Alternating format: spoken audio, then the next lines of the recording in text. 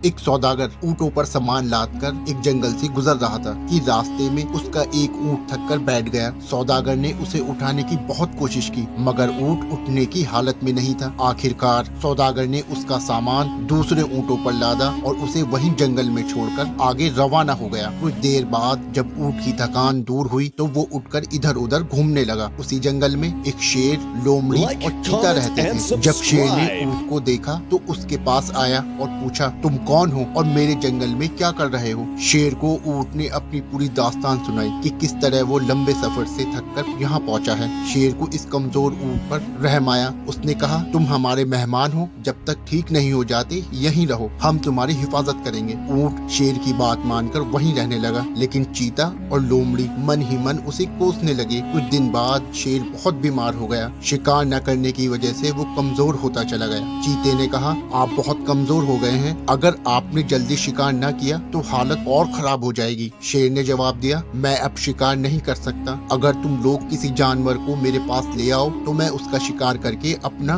और तुम्हारा पेट भर सकता हूँ। ये सुनते ही लोमड़ी ने चालाकी से कहा, अगर आप चाहें तो हम ऊँट को यहाँ ले आते हैं, आप उसे खा लें। ये सुनकर शेर गुस्से से बोला, वो हमारा मेहमान है, मैं उसका शिकार कभी नहीं करूँगा। लोमड़ी बोली, अगर वो खुद कहे कि आप मुझे खा लें तो फिर शेर ने कहा, अगर वो खुद राजी हो तो मैं उसे खा सकता हूँ। ये सुनकर लोमड़ी और चीता ऊँट के पास गए और बोले, हमारे महाराज बहुत बीमार हैं, कई दिनों से उन्होंने कुछ नहीं खाया, अब हम में से किसी एक को कुर्बानी देनी होगी। चलो महाराज के पास चलते हैं और कहते हैं कि हमें खा लीजिए। ये सुनकर ऊँट भी कुर्बानी देने के लिए तैयार हो गया और उनके साथ चल पड़ा। जब वो शेर के पास पहुँचे तो सबसे पहले लोमड़ी बोली, महाराज आप मुझे खा लीजिए। चीता तुरंत बोला, नहीं, तुम बहुत छोटी हो, तुमसे तो महाराज का पेट भी नहीं भरेगा, असल में तुम मुझे कुर्बानी देनी चाहिए, महाराज आप मुझे खा ले। लोमड़ी बोली, अगर तुम मर गए तो महाराज की हिफाजत कौन करेगा, महाराज आप मुझे ही खा लें। ऊँट ने सोचा, अगर ये दोनों अपने आप को पेश कर रहे हैं और शेर फिर भी इनको नहीं खा रहा तो मुझे तो वो कभी खाएगा ही नहीं, आखिर मैं तो उसका मेहमान हूँ। उसने सादगी से कहा, महाराज आप मुझे खा लें। इतना कहना था कि शेर, चीता और लोमड़ी उस पर झपट पड़े। ऊँट संभल भी न सका और देखते ही देखते वो उनकी खुराक बन गया।